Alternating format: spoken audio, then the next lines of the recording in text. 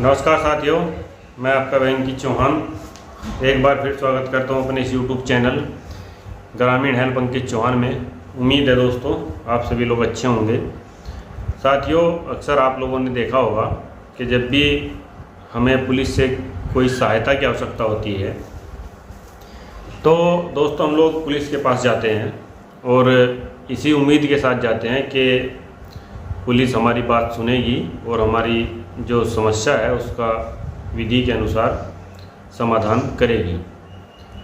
और दोस्तों पुलिस बनाई भी इसीलिए गई है कि भाई समाज में सुख शांति रहे, समाज में किसी एक दूसरे के साथ कोई भेदभाव ना हो सके, कोई जाति किसी के साथ ना कराई जा सके। और यदि कोई किसी के साथ गलत करता है या कोई जाति करता है तो उसके लिए पुलिस है, कानून में प्रावधान है दोस्तों, कोर्ट है, जज है, पूरा सिस्टम है।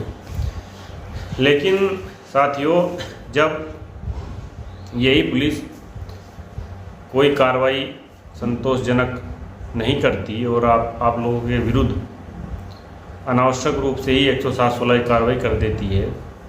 आप तो गए दोस्तों पुलिस से मदद मांगने के लिए कि साहब फला व्यक्ति ने मेरी ज़मीन पर जो है साहब कब्जा कर लिया है। तो पुलिस की दोस्तों ये ड्यूटी है कि पुलिस देखे कहाँ किसकी ज़मीन पर कब्जा हुआ है, कौन भूमाफिया है, इस बात की जांच करे और जो भी दोस्तों विधि सम्मत कार्रवाई बनती हो वो की जाए। यही दोस्तों न्यायिक सिद्धांत और कानून भी इसी बात को कहता है।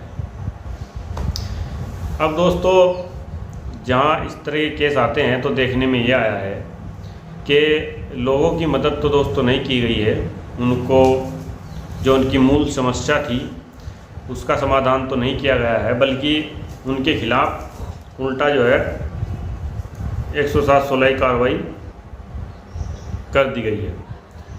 अब दोस्तों यहाँ दिक्कत ये सामने आती है, जो मेन समस्या निकल कर आती है कि आपकी एक समस्या है, आपकी ज़मीन पर किसी भूमाफिया ने कब्जा कर लिया है, वह आपको धमका रहा है, तमाम चीज़ें कर रहा है, तो उसके लिए आप पुलिस के पास गए जो है मदद मांगने के लिए कि साहब हमारी मदद की जाए।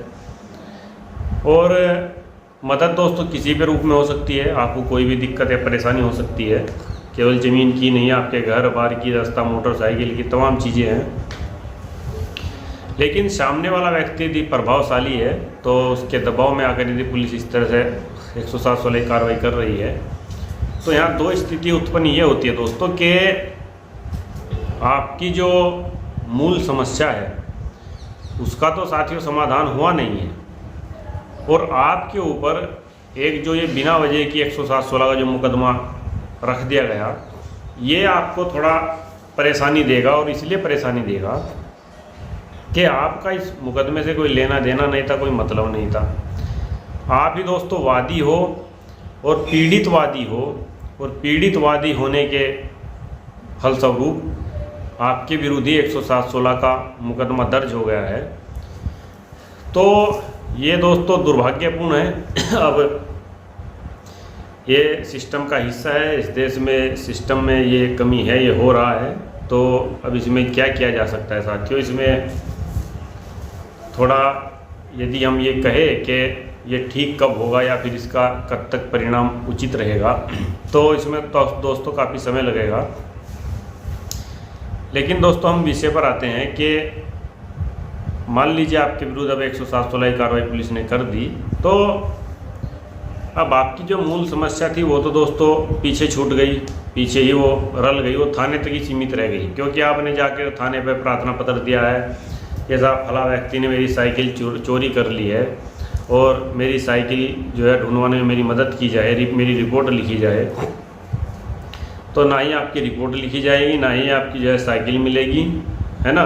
और 107/16 का आपको मुकदमा दोस्तों मिल जाएगा प्रसाद के रूप में। अब आप वो साइकिल और वो चोरी और वो सब भूल जाएंगे कि हमने थाने पे कुछ दिया था। अब आपके सामने दिक्कत हो गई दोस्तों 107/16 की। कोई व्यक्ति यदि पढ़ रहा है, अब वो सोचेगा अरे भाई हम तो पढ़ाई कर रहे हैं, हमारे लिए नई मुसीबत आ गई है, हमने कुछ किया भी नहीं है और 107/16 मुकदमा उसके बाद भी हमारे ऊपर हो गया है। तो दोस्तों ऐसी स्थिति में आप लोगों को थोड़ा ध्यानपूर्वक कार्य करना है। मैंने अपने कई सारे वीडियो में पहले भी आप लोगों को बताया है, जब भी इस तरह की स्थिति उत्पन्न हो तो आपको दोस्तों एक एप्लीकेशन संबंधित सुपरिटेंडेंट ऑफ पुलिस को देनी है। यानी कि आपके ज़िले के जो IPS होते हैं, वरिष्ठ पुलिस अधीक्षक जिसको बोलते हैं, उनको देनी है और उनको पुलिस के बारे में बताना है कि साहब पुलिस से हमने ये मदद मांगी, इस प्रकार की सहायता मांगी, हमारे साथ ये घटना घटित हुई और साहब हमने ये पुलिस से सहायता मांगी लेकिन पुलिस ने हमारी सहायता तो नहीं की, उल्टा हमारे खिलाफ ही 107/16 का मुकदमा कर दिया। तो दोस्तों जो उच्च अधिकारी है, बड़े अधिकारी है, वो ऐसी बात नहीं, मामले का संज्ञान लेंगे, उसमें जांच कराएंगे और जांचों उपरांत ही दोस्तों जो भी आगे की विधिक कार्रवाई होगी वो की जाएगी। अब बात आती है दोस्तों 107/16 की।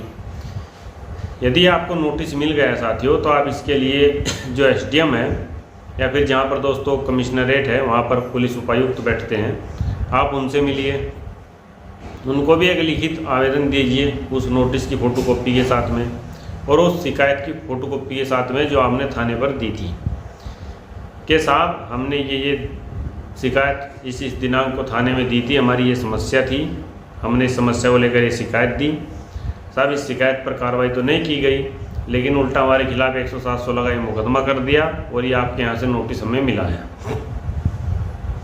तो उनको आप सारी बात दोस्तों डिटेल में समझाइए, बताइए और ये आग्रह कीजिए कि साहब हमारी इसमें कोई गलती नहीं है, ये पुलिस ने किया है, तो आप इसकी दोबारा जांच कराए और इस प्रकरण को यहीं पंजीबद्ध करा दें, ताकि हमें इसमें ना जमानत करानी पड़े, हमें 6 महीने या चक्कर ना काटने पड़े और उसके बाद हमें नकल लेकर थाने से रिकॉर्ड क्लियर करना, बहुत सारी दोस्तों परेशानियां आती है।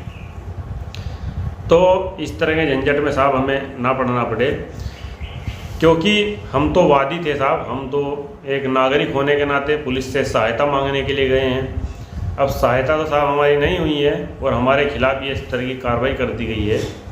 तो दोस्तों ये दुर्भाग्यपूर्ण तो है ही, लेकिन ये एक सत्य है। अब इसमें क्या किया जा सकता है दोस्तों। लेकिन साथियों यदि इस तरह के कार्य इस तरह का कृत्य कोई भी करता है, तो अगर कोई भी नहीं पूछेगा दोस्तों, तो उस समय तो उस व्यक्ति से पूछेगा ही। साथियों समय ऐसी एक चीज़ होती है कि जो चीज़ों को हमेशा बदल देते हैं। आपने देखा होगा साथियों कि कहीं एक का समय काफ़ी उतार चढ़ाव वाला रहता है और जब समय अच्छा होता है दोस्तों, तो परिस्थितियाँ अपने आप में ही खुद सही हो जाती है।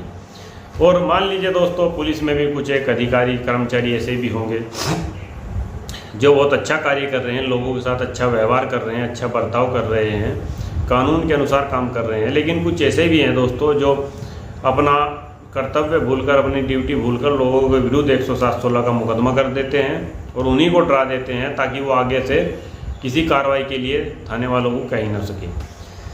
तो ऐसे लोगों को दोस्तों समय तो सभी का हिसाब करता है और सभी से ही पूछता है, तो फिर सभी लोगों को दोस्तों जवाब देना है, सब अपना अपना जवाब देंगे, क्योंकि प्रत्येक व्यक्ति दोस्तों जो भी इस पृथ्वी लोक पर रह रहा है उनको जवाब जो है खुद ही देना है।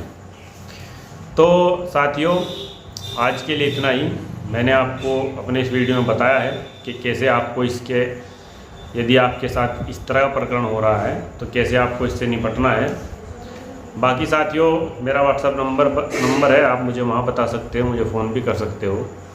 मैं फिर मिलता हूँ आपसे किसी दूसरी वीडियो में, तब तक के लिए सादर नमस्कार साथियों।